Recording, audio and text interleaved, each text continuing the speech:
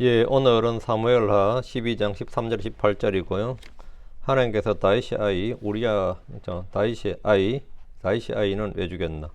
하나님께서 다윗이 아이는 왜 죽였나? 하나님께서 다윗이 아이는 왜 죽였는가?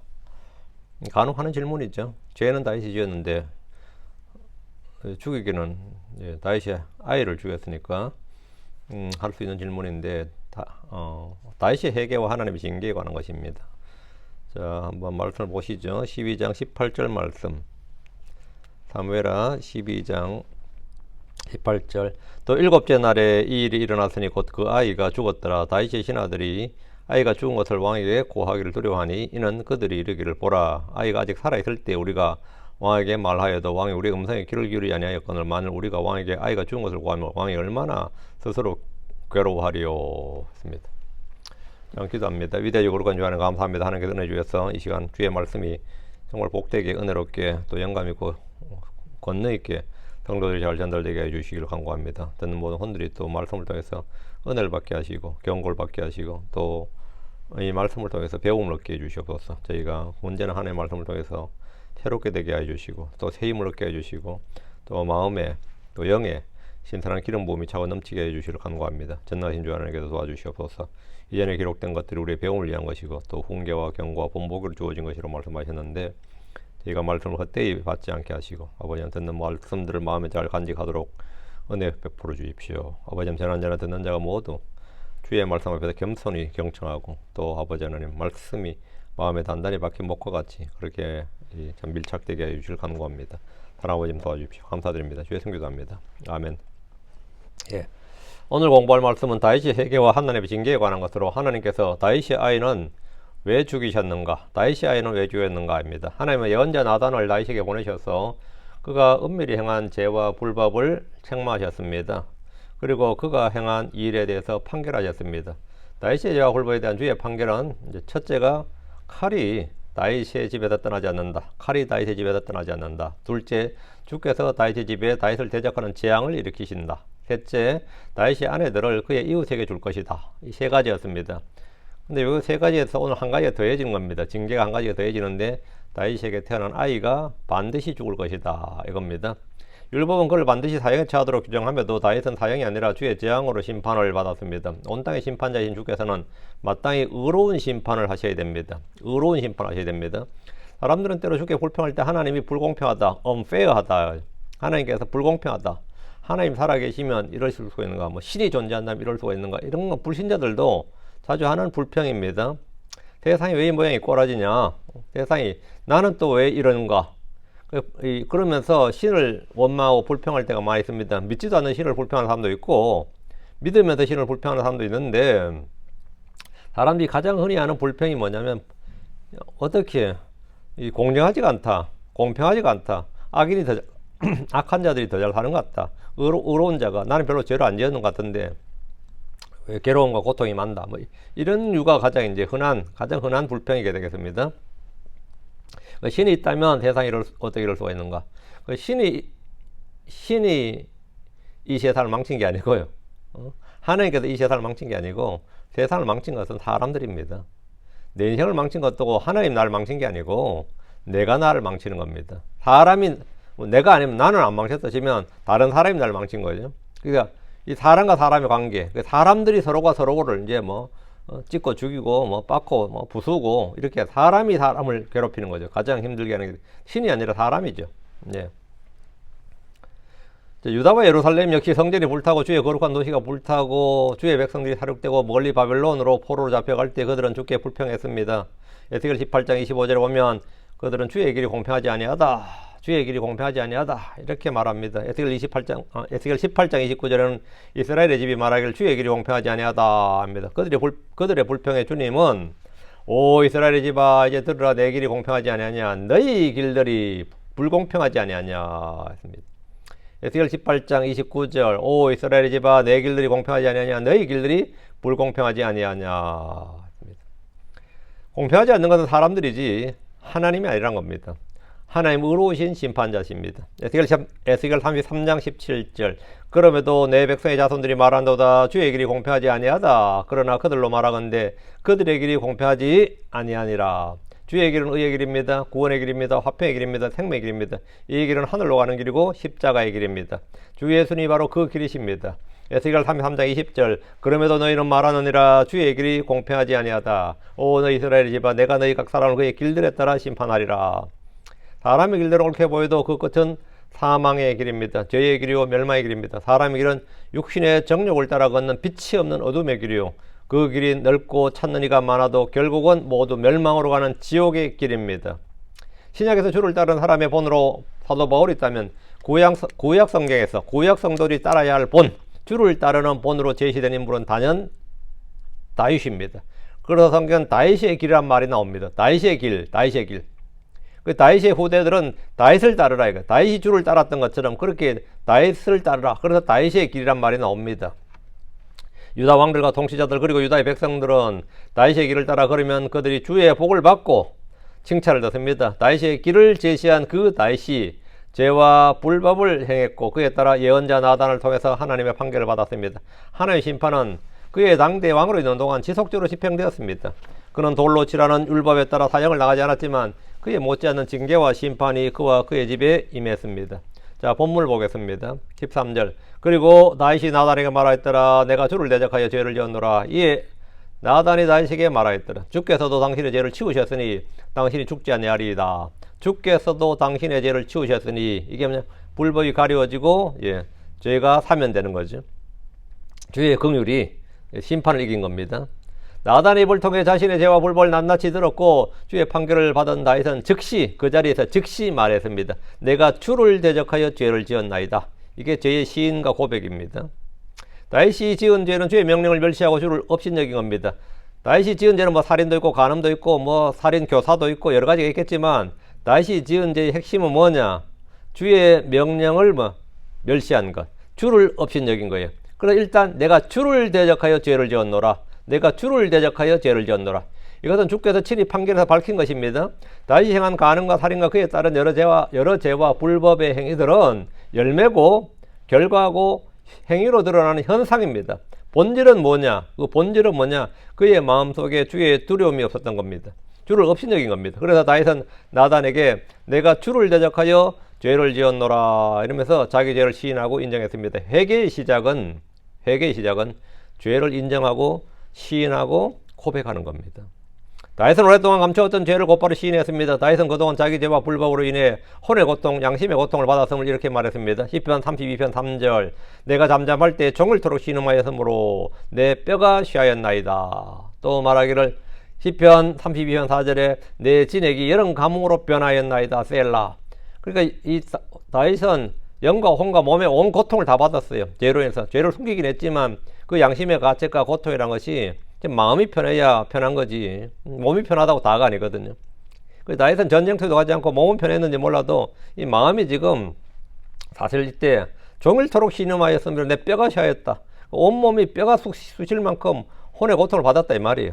내 진액이 여름 가뭄으로 변하였나이다. 이 말도 마찬가지고 그가 받았던 혼의 고통이 매우 컸음을 알 수 있습니다. 그러나 예언자 나단이 와서 주의 말씀을 전하자 그는 주께 자기의 죄를 시인하고 범법들을 자백했습니다. 이 사건에 대해 다윗은 시편이 두 편이죠. 32편과 51편인데 시편 32편 5절 내가 주께 내 죄를 시인하고 내 불법을 숨기지 아니하였나이다. 내가 말하기를 내가 범법들을 주께 자백하리라. 이에 주께서 내 죄의 불법을 용서하셨나이다. 셀라. 여기 보면 내가 내 죄를 시인하고 내 불법을 숨기지 아니하였나이다. 내가 내 범법들을 주께 자백하리라. 이게 뭐 회개의 기초다. 회개의 시작이다. 이거요. 이에 여기까지 내가 할 일이고요. 뒤에 이에 주께서 내 죄의 불법을 용서하셨나이다. 셀라. 이건 주님이 하실 일이죠. 앞에 할 일이면 앞에 내가 할 일만 하면 되는 겁니다. 용서는 주님이 하시는 것이고 앞에 내가 할 일만 하면 되는 거예요. 이것이 죄의 정확한 해결책입니다. 사람들은 누구나 죄를 짓지만 모두 다 죄의 해결책을 알고 있는 것은 아닙니다. 죄를 알고 인정하는 것 그리고 죄를 자백하는 것이 회개의 시작입니다. 하나님은 사악한 자들이 죽는 것, 멸망하는 것을 기뻐하지 않습니다. 그들이 돌이켜 사는 것을 기뻐하십니다. 율법의 정죄와 심판을 이기는 하나님의 긍휼을 베풀기를 기뻐하십니다. 시편 51편 3절 이는 내가 내 범법들을 시인하기 때문이요 내 죄가 항상 내 앞에 있기 때문이니이다. 이 내 앞에 있는 이 죄를 누가 처리한다는 거예요? 이 죄를 누가 처리할 수 있습니까? 사람은 처리하지 못합니다. 나도 처리하지 못하고 하나님만 처리할 수 있습니다. 하나님만. 주님께서는 이 죄를 제거하실 수가 있고 옮길 수가 있고 없앨 수가 있는 거죠. 깨끗이 할 수가 있고 씻을 수가 있고 주님께서는 내 앞에 있는 내 죄가 항상 내 앞에 있기 때문이다. 내 안에 있는 죄, 내 앞에 있는 죄, 나를 둘러싸고 있는 죄, 무슨 죄든 죄는 주님께서 다 해결할 수 있는 죄의 해결자. 그게 바로 주님이다 말이죠. 주 예수님이죠. 다윗은 나단 앞에서 또 주 앞에서 자신의 죄를 숨기거나 변명하지 않고 시인했고 자백했습니다. 그 결과 그는 멸망하지 않았고 죄의 사면을 받았습니다. 주의 긍휼을 얻었습니다. 자, 한번 28장 13절 자기 죄들을 덮는 자는 형통하지 못하리라. 그러나 누구든지 그것들을 자백하고 버리는 자는 긍휼을 얻으리라. 이 말씀에 따라 다윗은 긍휼을 얻은 겁니다. 긍휼을 얻었어요. 구약의 율법 아래서도 긍휼이 심판을 이겼습니다. 죄의 사명과 용선 율법 아래 있던 사람들에게도 적용되는 은혜의 선물입니다. 크리스천들도 죄를 짓습니다. 그럼 자책하고 방황할 일이 아닙니다. 바로 시인하고 자백함으로 사명과 긍휼을 얻어야 합니다. 그것이 해결책입니다. 요한일서 1장 9절 만일 우리가 우리의 죄들을 자백하면 그분께서는 신실하시고 의로우사 우리가 우리의 죄들을 용서하시며 또 모든 불의에서 우리를 깨끗하게 하시느니라. 만일 우리가 우리의 죄들을 자백하면 우리가 할 일은 요가지. 자백하면 됩니다. 주님께 요구하는 게 아니에요. 용서해달라고 요구하는 게 아니라 자백하는 겁니다. ask가 아니고 confess예요. ask 요청하고 요구하는 게 아니라 우리는 우리의 죄들을 자백하는 겁니다. 그분께서는 신실하시고 의로우사 우리가 우리의 죄들을 용서하시며 또 모든 불에서 우리를 깨끗하게 하시느니라. 이건 하나님 하시는 일이에요. 우리는 이 말씀을 믿는 겁니다. 하나님께서 말씀하셨으니까 하나님께서 약속하셨고 말씀하셨고 이것을 성경에 기록하셨단 말이죠. 그러면 이게 문서로 된 거라 법적 효력이 있는 한마디로 말하면 누구도 바꿀 수 없고 폐기할 수 없고 변기할 수 없는 겁니다. 크리스천들 중에 죄를 짓고 기도하지만 용서받은 느낌이 없다는 분들, 내 속에 시원하게 용서받았다는 그 시원한 느낌이 없다는 분들, 후련한 느낌이 없다는 분들이 많습니다. 그래도 회개한 죄를 또 회개하고 자백한 죄를 또 자백하는 분들이 많습니다. 한국인들은 이성보다는 감성, 정에 약한 민족이, 정의 지배를 받는 사람들이 많아서 크리스천들이 된 후에도 구원받은 느낌, 성령 받은 느낌, 죄 사함 받은 느낌, 뭔가 하나님께 은혜 받은 느낌, 사랑받는 느낌, 하여튼 느낌을 찾아요. 느낌을 구합니다. 그래서 하나님의 사랑을 느끼고 싶은데, 내 교회를 오래 다녔는데 하나님의 사랑을 느끼고 싶어. 그 따스한 사랑을 좀 느끼고 싶다고. 성령이 내 안에 충만한 느낌을 좀 갖고 싶단 말이죠. 은혜 받은 느낌이 있다. 그 느낌. 그런데 못 느낀다고 고민하는 분이 많습니다. 믿음은 감정이 아닙니다. 사실과 진리는 느끼는 것이 아니라 알고 믿고 확신하는 겁니다. 우리는 사실을 믿는 것이지 느낌을 믿는 것이 아닙니다. 우리는 언제나 사실을 믿는 사람들이지 느낌을 믿는 사람들이 아닙니다. 진리는 느낌이 아닙니다. 팩트라는 것, 사실이라는 것은 느낌이 아닙니다. 사실을 듣고 알고 믿는 거예요. 느낌이라고 해서 물론 이제 그걸 알고 믿어보니까 마음에 확신이 있고 평안이 올 수 있고 이건 이제 그 결과고, 느낌을 기초에 두면 안 됩니다. 언제나 사실이 기초예요. 하나님께서 말씀하신 그 말씀이 기초가 되는 겁니다. 다시 13절. 그리고 나단이 다윗에게 말하였더라. 주께서 당신의 죄를 치우셨으니 당신이 죽지 아니하리이다. 다윗의 즉각적인 인정과 자백에 나단은 죄의 사면을 선포했습니다. 주께서도 당신의 죄를 치우셨으니 당신이 죽지 아니하리이다. 다윗은 죄를 시인하고 자백한 순간 주께서 그의 죄들을 용서하셨습니다. 모든 불의에서 그를 깨끗게 하셨습니다. 불법을 치우셨어요. 죄의 사명과 구원은 즉각적입니다.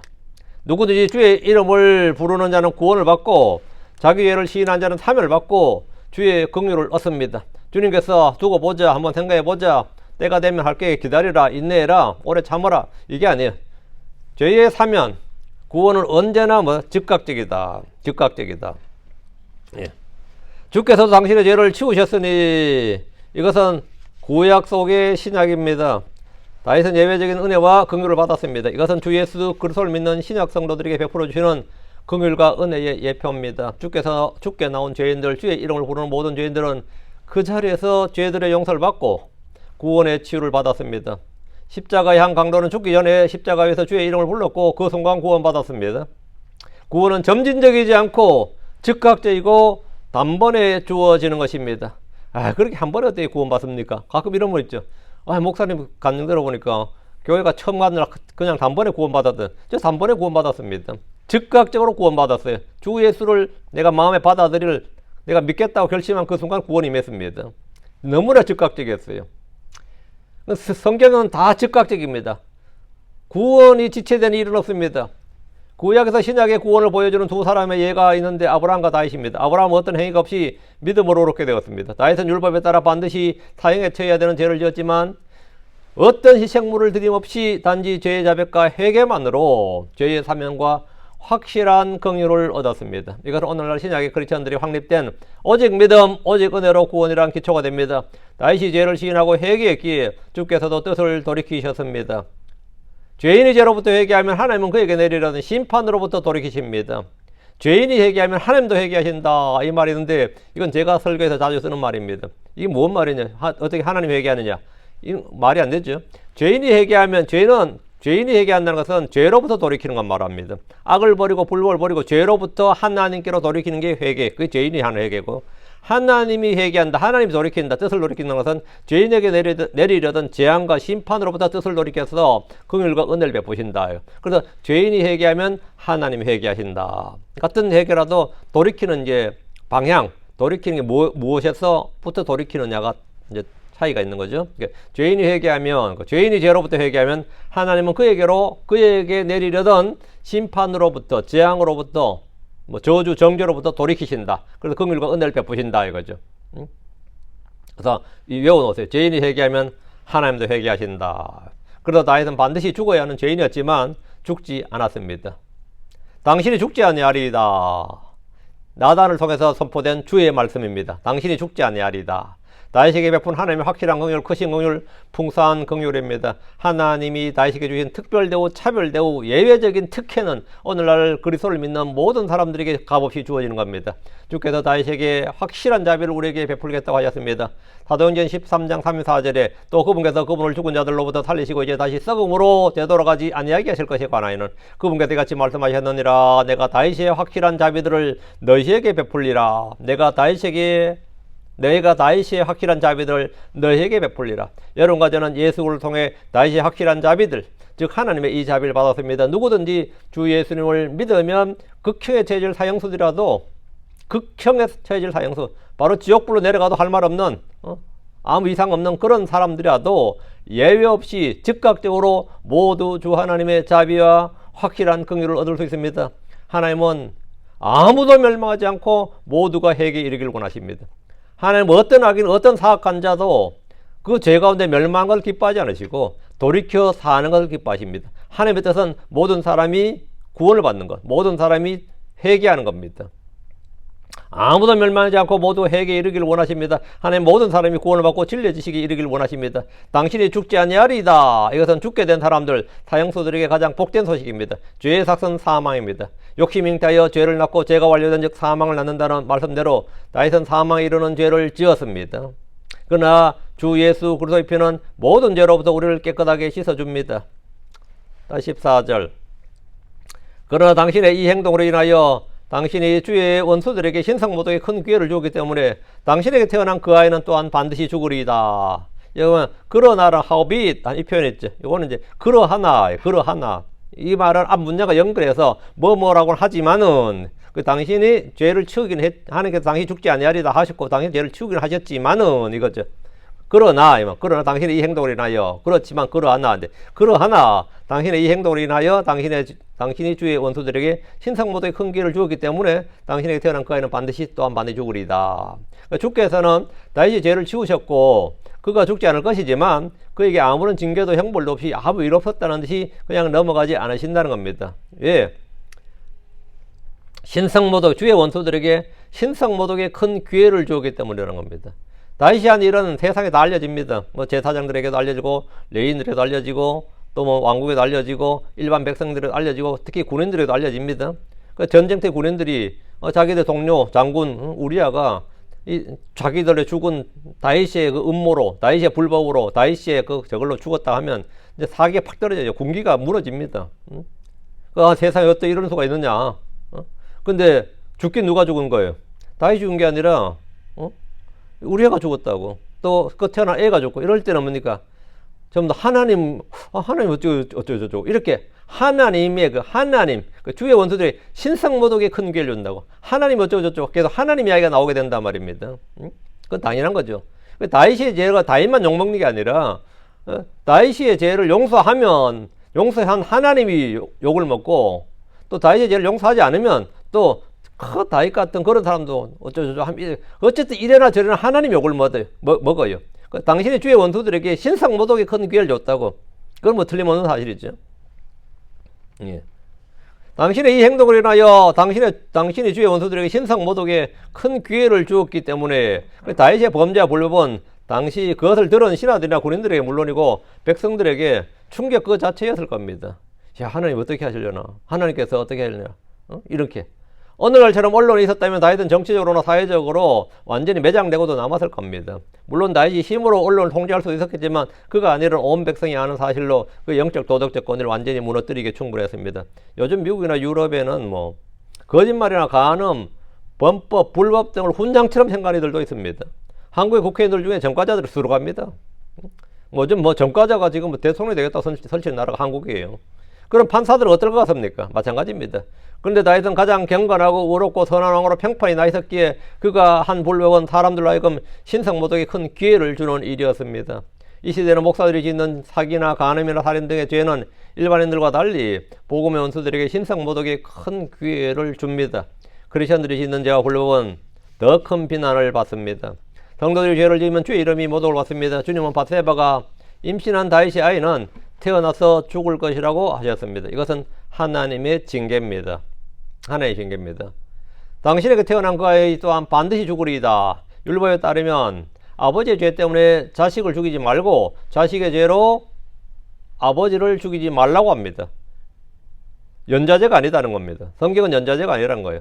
율법은 분명히 율법에 신명기 24장 16절에 각 사람은 자기 죄로 인하여 죽을 것이니라.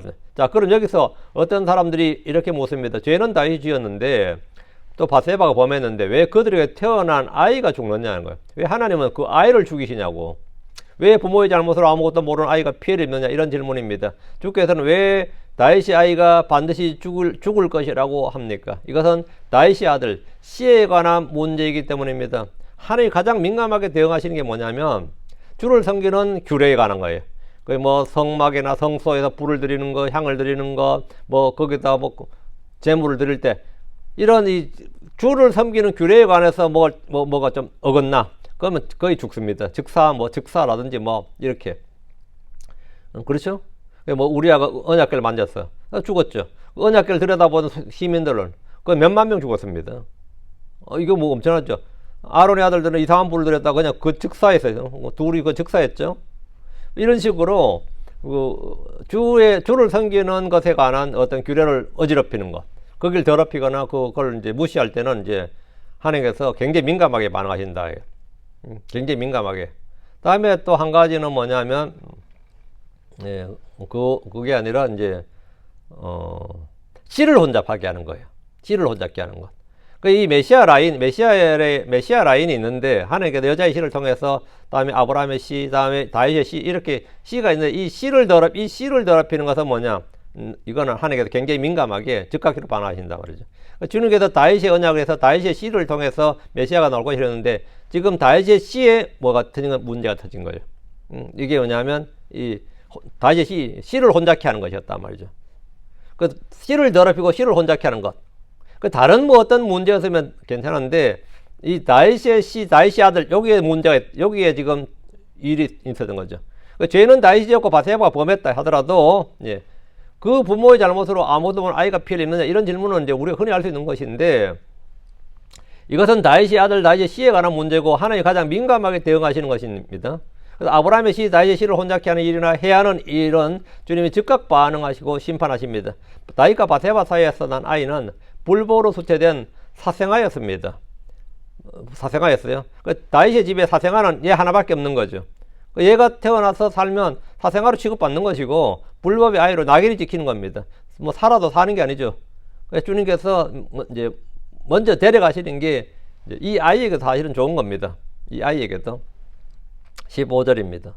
그리고 나단이 떠나서 그의 집으로 갔더라. 그리고 주께서 우리 아내가 다윗에게 낳은 아이를 치셨더니 그 아이가 심히 아팠더라. 여러분, 주께서 치셨다잖아. 주께서 아이를 치셨다 이제. 그 아이가 심히 아팠더라.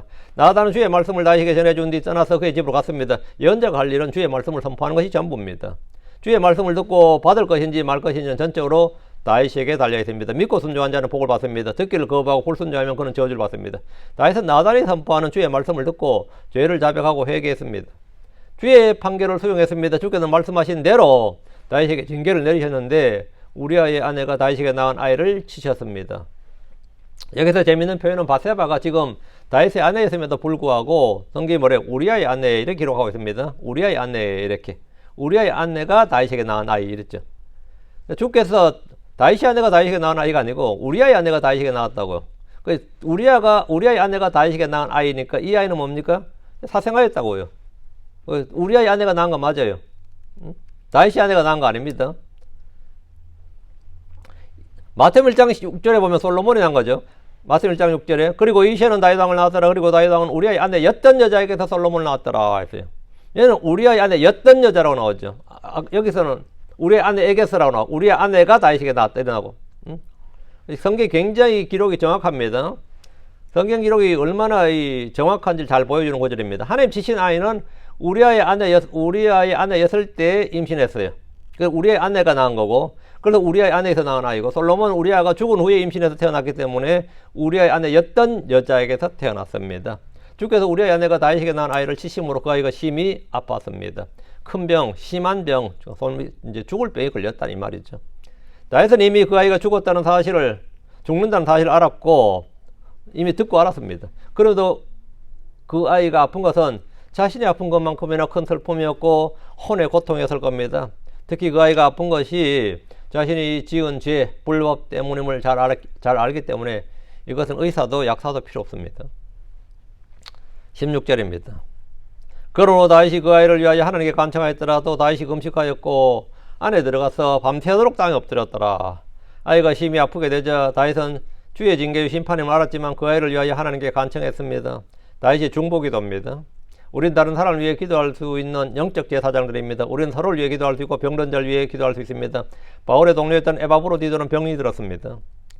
근데 그냥 병이 아니라 죽을 병이었습니다. 빌립보서 2장 27절에 이는 참으로 그가 병들어 거의 죽게 되었느니라. 거의 죽게 되었다. 그 죽을 병이었다는 겁니다. 그러나 주께서 그에게 긍휼을 베푸셨고 바울에게도 긍휼을 베푸셔서 그를 치유해 주셨습니다. 사도였던 바울은 이 사도의 표적과 권능을 행할 수 있습니다. 그래서 병자에게 손을 얹으면 낫는데 이 사역, 그 바울 사도의 사역 말기에 보면 병자들이 주변에 많았습니다. 그러나 안수로 바울이 병을 고치지 못했던 걸 볼 수 있습니다. 동력자였던 에바브로디도나 디모데가 병이 들었고 드로비보가 병이 들어서 밀레도에 남겨두었다. 이런 표현이 기록이 있습니다. 그러나 대신 믿음의 기도로 병자를 고쳤습니다. 야고보서 5장 15절에 그리고 믿음의 기도는 병든 자를 구원하리라 그리하면 주께서 그를 일으키시리라. 그리고 만일 그가 죄들을 범하였을지라도 그가 그것들을 용서받으리라. 이렇게 되어 있습니다. 다윗이 병든 아들의 구원을 위해서 기도했다면 우리도 이런 말씀을 가지고 기도할 수 있습니다. 치유를 위한 기도죠. 병든 자의 구원을 위한 기도인데 다윗은 자신이 긍휼을 받은 것처럼 자기 아들에게도 그런 긍휼을 베풀어 주시기를 구한 겁니다. 히스기야는 죽을 병이 들었지만 주께 기도하고 치유를 받았고 15년이라는 생명을 연장받았습니다. 이와 달리 아사는 자기 발에 병이 들자 주님을 구하지 않고 의사를 구했다가 죽었습니다. 아시아는 사마리아에 있던 자기 다락방 격자층에서 떨어져서 병들었을 때 주께 묻지 않고 그의 사자들을 보내 에그론의 신 바알세부에게 묻게 했다가 주님의 심판을 받고 죽었습니다. 병든 자에게는 의사가 필요합니다. 때로 의사들이 아무런 도움을 주지 못할 때도 많지만 의사가 필요한 건 사실입니다. 특히 죽을 병이나 마귀 들려 생긴 병이나 하나님 징계로 주어진 병은 사실 의사가 어떻게 할 수 없어요. 백약이 무효입니다. 그래서 우리는 병이 들었을 때 일단 주께 구하고 묻고 기도해야 됩니다. 이건 당연한 겁니다. 다윗은 주의 징계와 심판을 들었지만 그 아이를 위해서 하나님께 간청했습니다. 이것은 주의 말씀을 무시해서가 아니라 긍휼을 기대하는 겁니다. 주께서는 엘리야를 통해서 아합의 집에 심판을 선포하셨지만 아합이 자기를 낮추고 겸손히 행했을 때 심판을 유예해 주셨습니다. 주께서는 요나를 통해 니느웨의 심판을 선포하셨지만 그들이 경고를 듣고 금식하며 회개했을 때 심판을 돌이키셨습니다. 다윗은 하나님께서 긍휼이 많으신 분을 알았기 때문에 이런 것을 기대했던 겁니다. 16절에 그러므로 다윗이 그 아이를 위하여 하나님께 간청하였더라. 또 다윗이 금식하였고 안에 들어가서 밤새도록 땅에 엎드렸더라. 다윗은 그 아이를 위해 간청했고 금식했고 밤새도록 땅에 엎드려 기도했습니다. 그는 절박하게 중보 기도했는데 그 아이의 병에 대한 책임감 때문이었습니다. 크리스천들도 가족 중에 누가 병들면 애타게 기도하는데 이것은 인간의 자연스러운 본성입니다. 기도하는 게 정상이죠. 어쨌든 기도하죠. 17절입니다.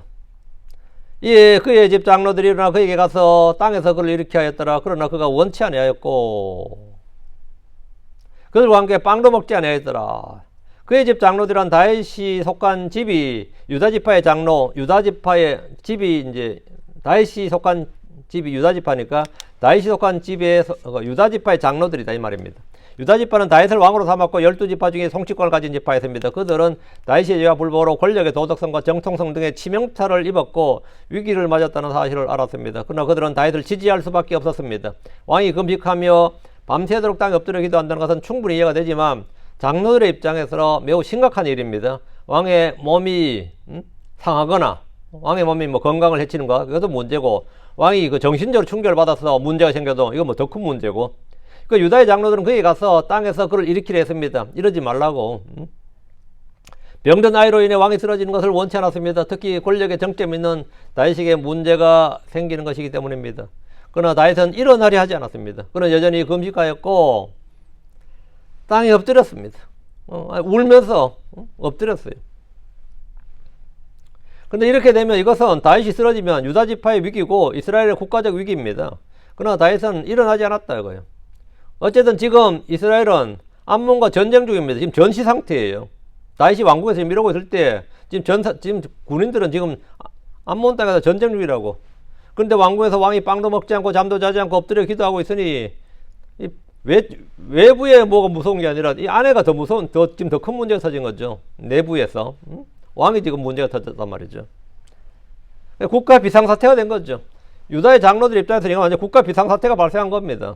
왕조국가에서는 왕이고 국가고 전부입니다.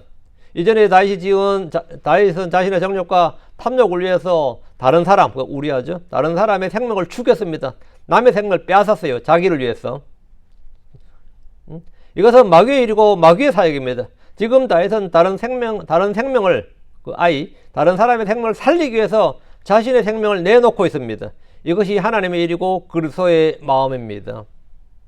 주께서는 생명을 구원하는 일, 생명을 살리는 일 위해서 자신의 생명을 내놓으셨습니다. 고난을 받으셨고 수치와 멸시를 당하셨습니다. 다윗이 금식하며 밤새 엎드려 기도하는 것은 회개의 열매였고 회개의 증거입니다. 대부분의 사람들은 극히 이기적입니다. 자기 죄를 용서받고 문제가 해결되면 그것으로 만족합니다. 나만 괜찮으면 남의 어려움은 동정을 하지만 별것 아닌 것처럼 생각합니다. 누가 병들고 아프고 죽게 되었다고 해도 그냥 듣는 사람은 잠잠하고 담담합니다. 뭐 참 고생 많으셨지, 아플 때가 됐지, 뭐 이런 말도 하고, 뭐 언제 죽어도 호상이지 이런 말도 하고, 뭐 목사님 많이 아프다 그러면 그 목사님 이제 뭐 쉬실 때가 됐지, 뭐 이렇게 담담해요. 굉장히 객관적이고 담담합니다. 왜? 내 문제가 아니란 말이죠. 남의 문제거든. 내 문제가 아니거든요. 그래서 사람들은 다 그래요. 막 간절히 기도한다 그러지만 남의 문제는 내 문제가 아니에요. 히스기야도 자기 세대가 아니라 그 후대에 망할 것이라는 소식에 이사야가 그랬어요. 여기 네가 보여준 보물들 전부 다 바빌론으로 옮겨지고 네 후대에 네 자식 때에 말이죠.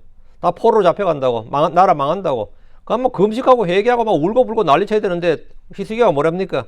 내 세대가 아니라 내가 죽고 나서 생길 일이라고 아주 그 소식에 아주 만족했습니다. 이게 인간이에요. 그러나 다윗은 죽게 된 아이를 위해서 하나님 앞에 엎드렸습니다. 에스더는 민족의 구원을 위해서 자기 생명을 내놓았고 죽기를 각오했습니다. 사도 바울은 동족 유대인들의 구원을 위해서 결박당하는 일뿐 아니라 죽을 준비가 되어 있었습니다. 사도행전 21장 13절에 그때 바울이 대답하기를 너희가 무슨 뜻으로 슬피 울어 내 마음을 상하게 하느냐. 이는 내가 결박당한 것뿐만 아니라 주 예수님의 이름을 위해 예루살렘에서 죽을 준비가 되었노라. 죽을 준비가 되었다. 그런 생명을 구원하는 일이라면 자기를 드릴 준비가 되어 있었습니다. 우리는 생명을 살리는 일, 구원하는 일에 자신을 써야 됩니다. 18절 그리고 일곱째 날에 이런 일이 있었으니 그 아이가 죽었더라. 또 다윗의 종들이 그 아이가 죽은 것을 왕에게 고하기를 두려워했더라. 이는 그들이 보라, 아이가 아직 살아있을 때 우리가 그분께 말씀드렸어도 그분께서 우리의 목소리에 귀를 기울이려 하지 아니하셨거늘 만일 우리가 그분께 아이가 죽은 것을 고하면 그때에 그분께서 얼마나 자신을 괴롭게 하려 하였기 때문이더라. 아이가 태어나 병든 지 1회째 되는 날에 주께서 말씀하신 대로 그 아이가 죽었습니다. 율법에 따라 반드시 죽어야 할 다윗과 반세바는 살았는데 선악을 알지도 못하고 아무 악도 행하지 않았던 그 아이가 죽었습니다. 이것이 정의로운 일이냐고 따질 사람들이 있겠지만 지금도 이 세상에는 태어나기도 전에 복중에서 의사들의 손을 빌어 살해당한 아이들이 수두룩합니다. 무죄한 피는 지금도 많이 병실에서 많이 흐르고 있습니다. 이 땅에서는 수없이 많은 무죄한 피들이 흘러내리고 있습니다. 무슨 그 아이들이 무슨 죄를 지어서 죽는 거 아니잖아요. 그 아이들이 뭐 죄를 지어서 죽는 거예요? 아니죠. 전혀 아니죠. 그것을 정부에서는 요즘 합법화시키고 있습니다. 우리아의 아내에게서 난 다윗의 아이가 죽은 것은 그의 죄 때문이 아니라 다윗의 죄 때문입니다. 지금 복중에서 죽어나가는 많은 아이들이 그의 죄 때문이 아닙니다. 다 그의 부모의 죄 때문입니다. 그렇죠? 다윗은 용서받아 죽지 않았는데 그 아이가 죽었습니다. 욥의 자식들이 어느 한날에 갑자기 죽은 것은 단순한 재앙이나 사고가 아니었습니다. 욥의 죄나 불법 때문도 아니었습니다. 하나님과 마귀가 저 하늘에서 욥에 대해 말했고 욥의 순전함을 시험한 일로 생긴 문제였습니다. 세상의 많이들이 우리의 의지와 소원과 무관하게 일어납니다. 나도 나 의지에 상관없이 죽을 수 있고 남들의 어떤 뭘로 내가 죽을 수도 있습니다. 이것이 사람 일이 그렇죠. 나는 가만한데 차가 나를 깔아먹을 수도 있죠. 나는 저기 없는데 나와 상관없이 나의 의지와 소원과 무관하게 일어나 이런 허다한 거죠. 다윗의 아들의 질병과 죽음은 다윗의 죄에 대한 징계로 하나님의 계획이었고 예정이었고 섭리였습니다. 그건 하나님이 하신 일입니다. 사람이 사람을 죽이면 살인입니다. 그러나 사람이 짐승을 죽이면 그건 사냥입니다. 그렇죠? 그리고 그거는 먹일 구하는 거예요. 그거는 뭐냐? 그건 소출이야, 그 사실. 사람이 산에 가서 사냥을 해와서 가죽을 벗기고 고기를 팔고 하는 것은 뭡니까? 그거는 능력이고 수완이에요. 그건 돈벌이고. 그거는 살인이 아니라고. 사람이 사람을 죽여 살인이죠. 하나님이 사람을 죽이는 것은 살인이 아닙니다. 하나님은 사람을 죽일 수도 있고 살릴 수도 있습니다. 노아 형소처럼 한 번에 다 쓸어버려도 하나님이 그 살인이라고 그러지 않습니다. 하나님께서 소돔과 고모라에 불을 내려 단멸했을 때 그건 살인이 아닙니다. 하나님은 악인만 그렇게 죄인들만 벌하시고 죽이시니 아닙니다. 아무 죄 없는 어린 아이들도 죽고 병든 자도 죽고 멀쩡한 사람, 선한 사람, 의로운 사람, 심지어 아벨처럼 의로운 사람도 죽고 예언자들 죽고 사도들 죽고 다 그렇게 죽습니다. 죽는 것이 문제냐? 아니면 하나님께는 전혀 아무 문제가 아닙니다.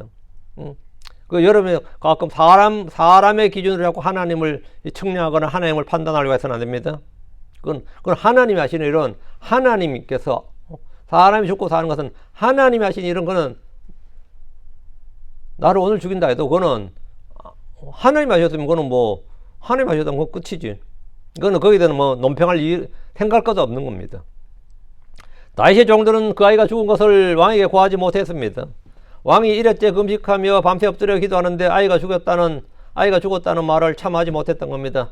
다윗의 종들은 왕이 병든 아이로 인해 저토록 슬퍼하며 금식을 멈추지 않고 엎드린 채 일어나지 않았는데 그 아이가 죽은 것을 고하며 다윗이 얼마나 더 자신을 괴롭게 하겠느냐 이런 생각이었던 겁니다. 그렇게 판단이 됩니다. 예상이 되는 거예요. 지금 다윗에게 아이 죽었다 말하면 막 자해를 하고 말이죠. 막 미치거나 아니면 기절하거나 이렇게 예상이 되잖아요. 예상 가능하죠. 아이가 살아있어도 자신을 무섭도록 징계하는 다윗인데 만약 아이가 죽으면 다윗이 무슨 일을 벌일지 모른다고 또 다윗에게 정신적으로나 몸에 무슨 일을 벌일지도 모른다는 그런 생각을 했다 해도 그건 무리가 아닙니다. 그러나 이들이 다윗에 대해 크게 오해한 것이 있었습니다. 다윗은 아이에 대한 연민과 슬픔으로 금식하며 기도하는 것이 아닙니다. 다윗이 자신을 낮추고 혼을 징계한 것은 주의 긍휼을 얻기 위함이었습니다. 다윗이 지금 이렇게 한 건 주의 긍휼을 얻기 위함이었어요. 아이가 낳든지 죽든지 하면 다윗의 금식은 바로 끝입니다. 이것은 우리가 반드시 배워야 할 진리입니다. 대부분의 성도들은 뭔가를 바라고 기대하며 뜨겁게 기도하다가 그 일이 원하는 대로 뜻하는 대로 되지 않으면 이루어지지 않으면 크게 실망하고 낙담하고 그때보다 더 슬퍼해요. 거기서 딱 끊고 그 일에 대해서는 더 이상 생각할 필요도 없는데 일이 끝났는데 그때부터 오히려 시작인 사람이 있습니다. 왜 그런가 하면 하나님의 뜻과 긍휼과 호의와 은혜를 구하는 기도가 아니라 나의 소원과 뜻을 구하는 기도이기 때문에 되지 않으면 굉장히 낙담하고 절망하고 하나님께 쓴뿌리가 나고 불평하고 막 그래. 끝난 문제도 포기할 줄 모릅니다. 이것은 믿음의 기도, 하나님 뜻대로 하는 기도가 아니라 자신의 정욕을 따라 구하는 기도입니다. 기도는 아이가 나올 때까지 또는 죽을 때까지만 하면 되는 겁니다. 딱 기도는 때까지.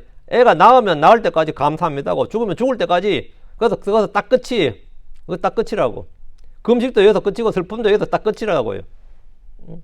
근데 사람들은 보통 정반대죠. 그래서 이 신하들도, 다윗의 종들도 그렇게 생각했던 겁니다. 아, 이제 죽었으니 어떡하지? 이제 난리 났다. 이제 시작이다 생각한 거죠. 아닙니다. 죽었으면 끝이에요. 이제 더 이상 기도할 일도 없고 금식할 일도 없고 슬퍼할 일도 애곡할 일도 없는 겁니다. 자, 18절. 만일 우리가 그분께 아이가 죽은 것을 구하면 그때 그분께서 얼마나 자신을 괴롭게 하리요 하였기 때문이라. 다윗의 종들은 아이가 죽은 것을 알면 왕이 더욱 자책하고 정신줄을 놓아버릴지도 모른다고 생각했습니다. 다윗 왕이 아이가 죽은 현실을 받아들이지 못할 것이라고 생각했고, 아이를 얼마나 사랑했으면 아이에 대해서 얼마나 슬퍼할고 이런 생각했던 거예요. 다윗은 아이가 병들어 아픈 것에 대해서는 슬퍼했고 혼의 고통을 느꼈지만 아이가 죽은 것에 대해서는 전혀 슬픔이나 아픔을 느끼지 않았습니다. 아이가 살아있을 때는 다윗이 그를 위해 금식하며 기도했지만 막상 그 아이가 죽었을 때는 죽은 자를 위한 기도를 전혀 하지 않았습니다. 죽은 자를 위한 기도를 하지 않았다고요. 가톨릭 교회에서 가르치는 죽은 자를 위한 기도, 연옥의 교리는 없습니다. 산자는 죽은 자를 위해 기도하지 않고 죽은 자를 위해 연보를 하지 않습니다. 죽은 자를 위해 선행을 받지 않고 죽은 자를 대신해서 침례를 받지 않습니다.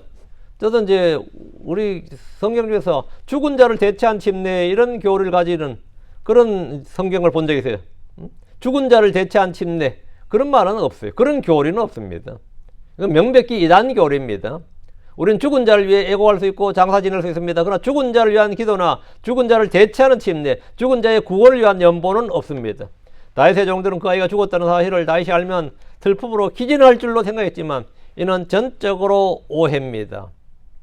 다윗은 죽은 자를 위해서 할 일이 없다는 것, 그리고 할 필요도 없다는 것을 알고 있었고 일어나 식사를 했고 더 이상 슬퍼하지 않았습니다. 이건 다음 시간에 다룰 건데, 금식과 기도를 마치고 일상으로 돌아왔습니다. 정상적인 생활, 정상적인 삶으로 돌아왔다고요.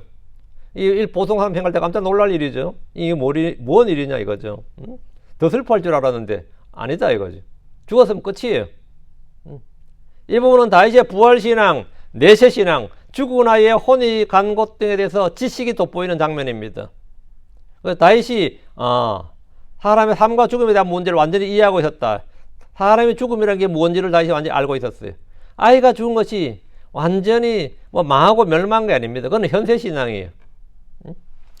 아이가 죽은 것이 완전히 끝이 아니다 말이죠. 하나님은 누구라도 죽일 수 있고 살릴 수 있는데 그건 하나님의 주권이고 하나님의 소관이죠. 거기에 대해서 우리가 할 말 없는 것이고, 사람이 사람을 죽이면 살인이에요. 그건 죄입니다. 하나님이 사람을 죽이는 것은 심판이거나 또는 은혜입니다. 하나님이 사람을 죽이는 게 심판이라는 건 오케이, 우리는 죽음이라는 것이 어떤 것이 이제 주로 심판으로 죄에 대한 결과를 보니까 이해가 되는데, 하나님 사람을 죽이는 것이 은혜다. 그건 좀 이해가 안 될 수 있겠습니다. 이사야 57장 1절. 요거는 한번 찾아보는 게 좋겠습니다. 이사야 57장 1절. 예. 하나님께서 의인들을 미리 데려가실 수 있고 선한 사람들을 미리 죽이실 수 있습니다. 왜? 그거는 죽이는 게 아니라 데려가는 거죠. 이사야 57장 1절. 의로운 자가 멸망해도 아무도 그것을 마음에 두는 사람이 없고 긍휼이 풍성한 사람들이 끌려가도 의로운 자가 다가올 재앙을 피해 끌려가는 것이라고 깊이 생각하는 사람이 없도다. 그는 평안으로 들어갈 것이요 그들은 자기들의 침상들에서 안식하리니 그가 자기의 곧바람 속에서 걷는 자들이니라. 죽은 게 뭐라고? 좋은 거라는 거죠. 응? 평안으로 들어간 거라잖아요. 자기들의 침상 속에서 안식한다는 거예요. 이 죽은 것이 안식이라고. 성도들의 죽음은 귀한 것입니다. 어린아이들의 죽음도 마찬가지입니다. 복중에서 죽었든 사살했든 유산했든 영아의 죽음이든, 예, 우리는 다들 죽는다는 것은 시간 차이예요. 죽음이란 것은 성도의 죽음은 아주 주 안에 죽은 자는 복된 자들이고 귀하고 복된 것이고, 그래서 다윗은 이 아이가 죽은 것에 대해서 그것이 그렇게 슬프고 애달고 그런 건 아니었던 거죠. 예, 그 아이가 죽어서 죽은 것 죽은 자가 간 곳을 알고 있고 자기도 그곳으로 간다는 걸 알고 있기 때문입니다. 이것이 크리스천들의 사생관인데 이 죽음에 대해서 우리가 분명하게 알아야 됩니다. 죽음만큼 이 크리스천들은 이 죽음에 대해서만큼 정말 확실히 알아서 죽음으로 인해서 막 그렇게 공포에 질리거나 두려움에 떨 필요가 없습니다. 그리고 그것이 꼭 아주 재앙이나 저주가 된 것처럼 생각할 것도 아니고요. 성도들의 죽음은 오히려 귀한 것이고 복된 것이다. 그 다윗도 마찬가지였습니다. 이 아이가 죽은 것을 알고는 거기서 that's it, 끝 이렇게 된 거죠. 다윗의 종들은 오히려 그것을 더 걱정을 했습니다. 그것이 이제 지식의 차이예요. 진리의 지식을 아느냐 모르냐. 진리의 지식, 구원의 지식, 이 하나님 아는 지식에서 그 차이를 보는 것입니다. 이런 지식의 차이가 곧 또 삶의 차이로 이어지는 거죠. 자, 오늘은 회개와 다윗의 회개와 하나님의 징계 이런 것 있고 하나님께서 다윗의 아이를 왜 죽였는가 했는데 일단 다윗에 대한 징계이기도 하지만 사실은 또 그 아이에게는 미리 데려가신 것이다. 이렇게 이 부분에 대해서는 또 한 번 더 다룰 기회가 있을 겁니다. 기도합시다. 위대하시고 거룩한 주하나님 감사합니다. 하나님께서 은혜 주셔서 오늘도 하나님 말씀을 선포했습니다. 선포된 모든 말씀들을 주님께서 은혜로 저희 가운데 저희 마음속에 허락해 주시고 듣는 모든 오늘도 마음에 깊이 말씀을 받아들여서 이 마음으로부터 좀 교훈을 받고 경고를 받고 훈계를 받고 배움을 얻게 하여 주시길 간구하고 또 저희가 많이 성장할 수 있도록 해주시길 원합니다. 전능자주 하나님, 저희는 정말 아무것도 아니고 참 주 앞에서 한 마리 짐승과 같은 자들입니다. 또 어쩌면 짐승보다 못한 자들입니다. 그러나 주님께서 주의 법을, 주의 영을 저희 속에 두셔서 저희가 주의 빛을 따라 걷게 하시고 주의 영, 주의 마음을 품고 살게 해주시며 우리 주 예수로 형상을 따라 점점 변화를 받게 하여 주시길 간구합니다. 그리하여 저희가 주님이 기뻐하시는 자란 증거를 얻게 해주시고 저희 원수들에게 아버지 하나님 신성모독의 길을 주는 것이 아니라 주 예수를 증언하는 본보가 될 수 있도록 해주십시오. 저희를 살아있는 생명의 서신으로 삼아주시고 또 아버지는 주 예수 그리스도의 증거 표지로 삼아주시기를 간구합니다. 저희로 하여금 모든 사람이 읽고 아는 바가 되도록 해주시고 아버지 하나님 저희가 그리스도의 향기 그리스도의 그 생명의 향기 또 그 빛을 내보일 수 있고 아버지 하나님 또 선한 열매들 의의 열매들을 많이 맺어서 하나님께 영광을 돌리는 그런 종들 되도록 인도해 주시옵소서. 듣는 모든 분들이 말씀을 통해 늘 새 힘을 얻게 해주시고 또 날마다 새로운 변화를 받도록 도와주시옵소서. 성장하게 해주시고 열매 맺게 해주시고 승리하게 해주시옵소서. 날마다 권능 있는 성도의 삶을 살 수 있도록 또 아버지 하나님 주님 오시는 그날까지 표대를 향해서 힘차게 달려갈 수 있도록 도와주십시오. 감사드립니다. 주의 성기도합니다. 아멘.